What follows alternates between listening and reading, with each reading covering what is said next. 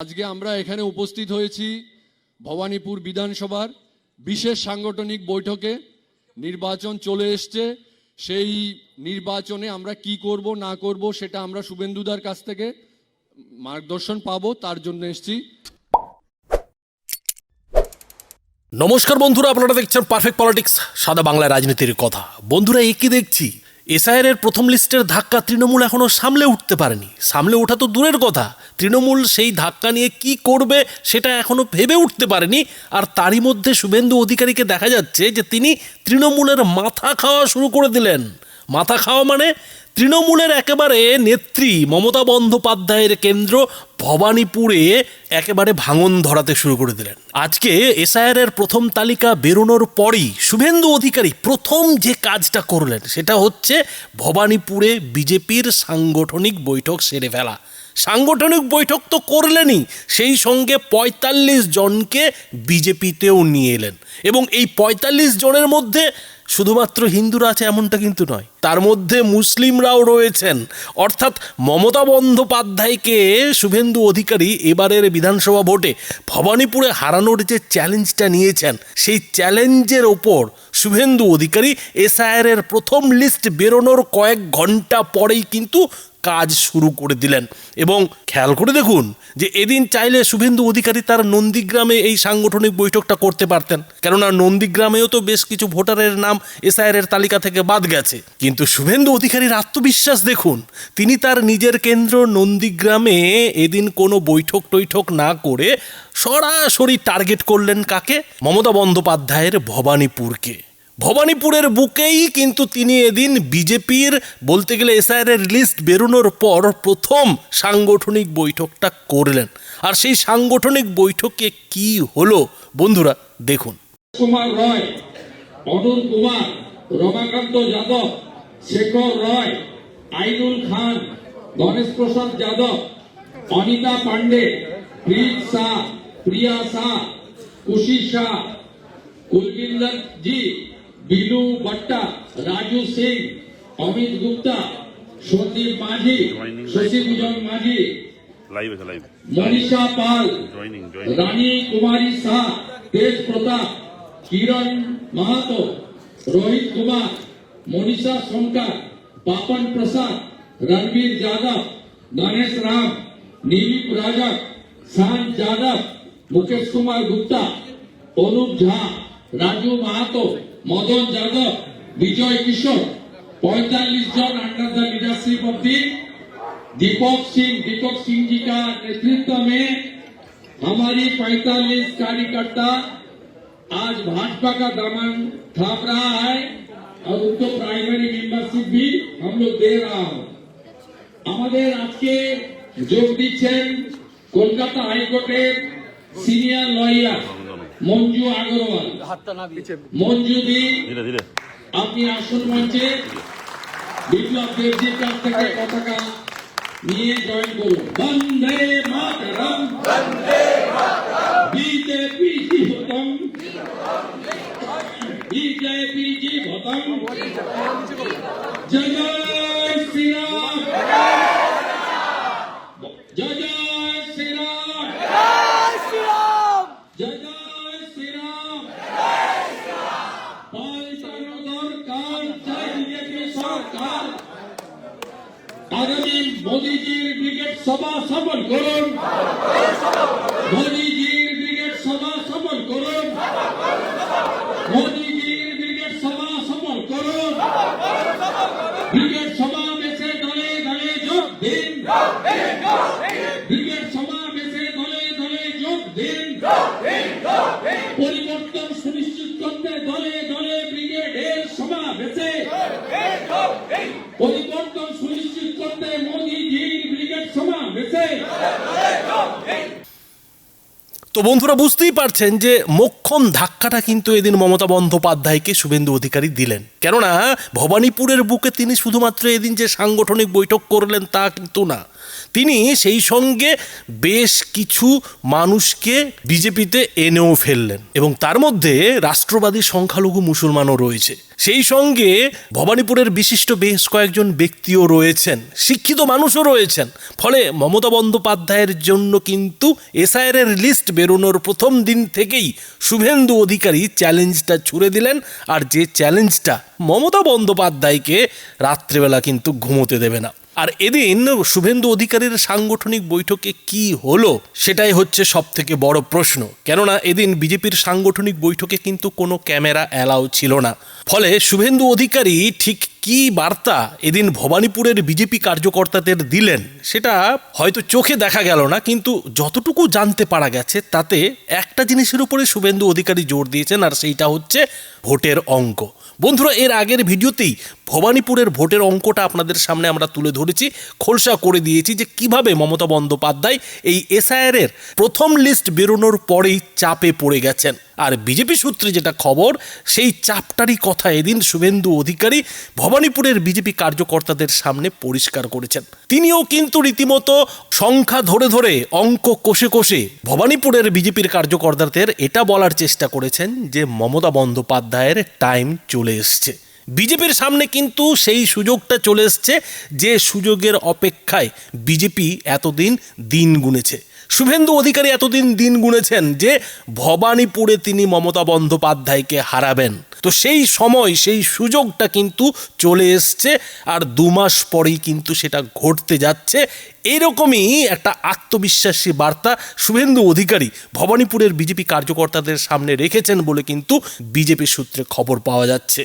তার মানে পরিষ্কার কথায় শুভেন্দু অধিকারীর একটা রণকৌশল রয়েছে। আর সেই রণকৌশলটা কি বন্ধুরা, আপনারা জানেনই যে তৃণমূল এইটা মনে করে যে রাজ্যের 294টা আসনে মমতা বন্দ্যোপাধ্যায়ই প্রার্থী।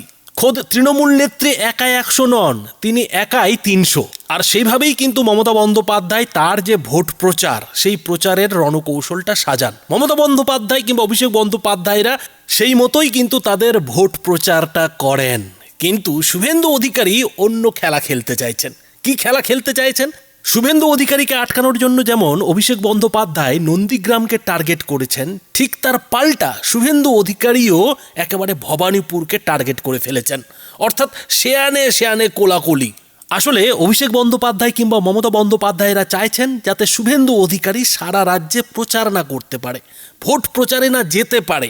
আর ঠিক একই রণকৌশল কিন্তু পাল্টা শুভেন্দু অধিকারীও এবার নিচ্ছেন যে মমতা বন্দ্যোপাধ্যায়কে যদি ভবানীপুরের আতঙ্ক ঢুকিয়ে দেওয়া যায় তাহলে মমতা বন্দ্যোপাধ্যায়েরও পক্ষে সারা রাজ্য ঘুরে ভোট প্রচার করাটা চাপের হয়ে যাবে।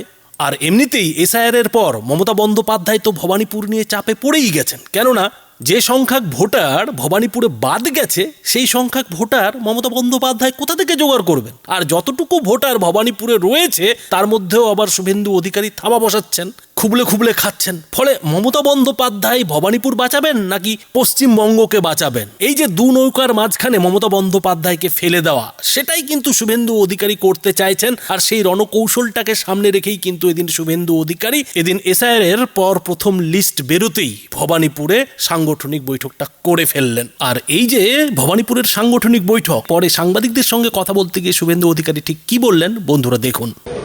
আপনার সারদার যে ডিভাইস নষ্ট করে দেওয়া থেকে শুরু করে কত কাণ্ড করেছেন, তার ঋণ শোধ করলো।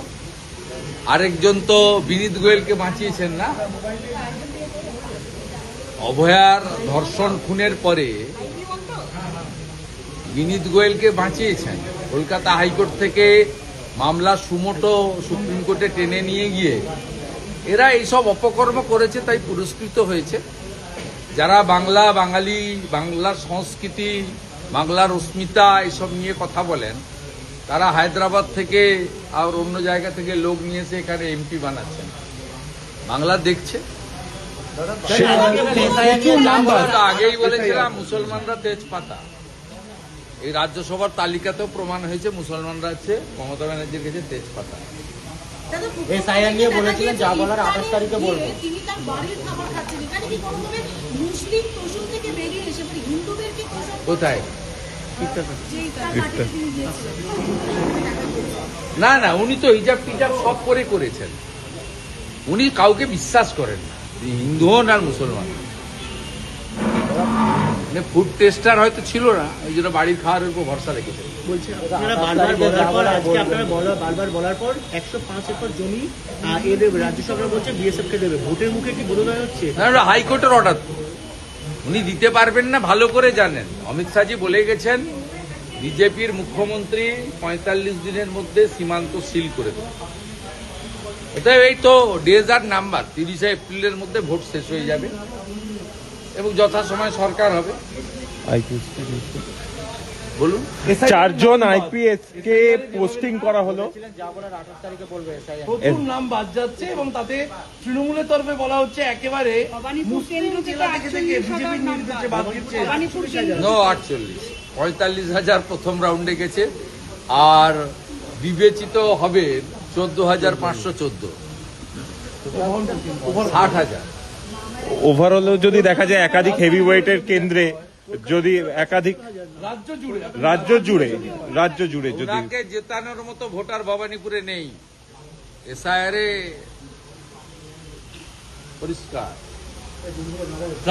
রাজ্যের 4 জন আইপিএস কে পোস্টিং করা হলো। যে ছবি আদায় করছি কৃষ্ণনগর, মুর্শিদাবাদ, ওসব করার কি ওরা মানে ল অ্যান্ড অর্ডার সিচুয়েশন কে রাখার জন্য। ও তো বলেছে শুক্রবার করা যেতে পারে, শুক্রবার হবে তো মুখ্যমন্ত্রী বলেছেন শুক্রবার তো অ্যালাউড।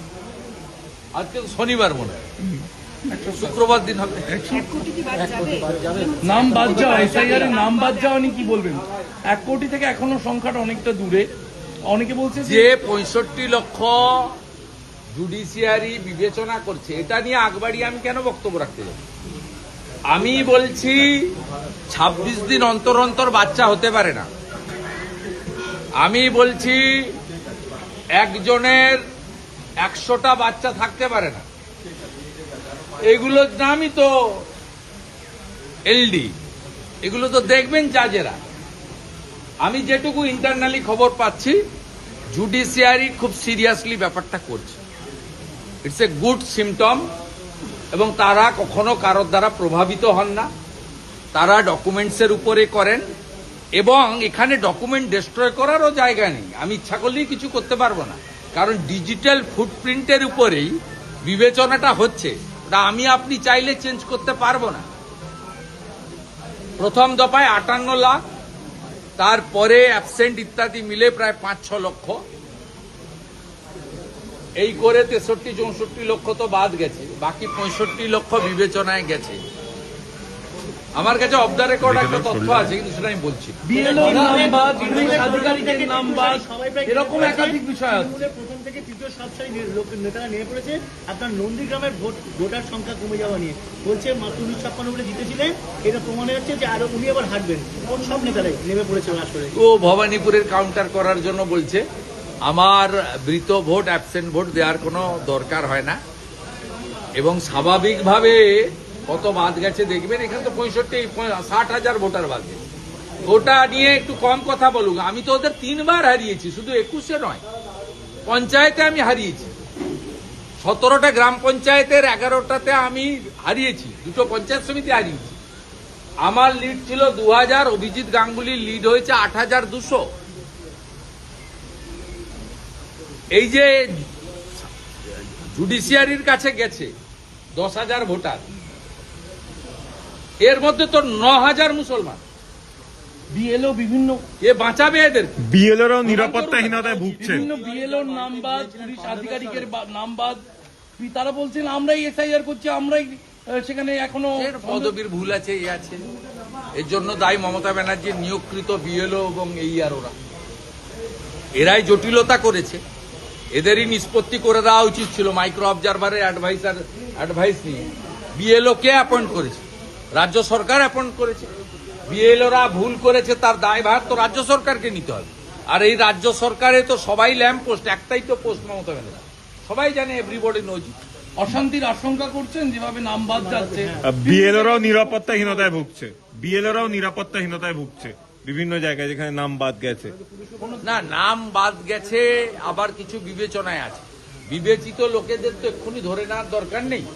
তবে আমি যেটুকু শুনেছি, গতকাল শুক্রবারের প্রেয়ারের পরে ইমাম সাহেবরা পুলিশের অনুরোধে বা চাপে সব জায়গায় বলেছেন আপনারা কেউ ঝামেলা করবেন না, আপনাদের বিষয়টা দেখা হচ্ছে। এটা 1 নম্বর পেয়েছি।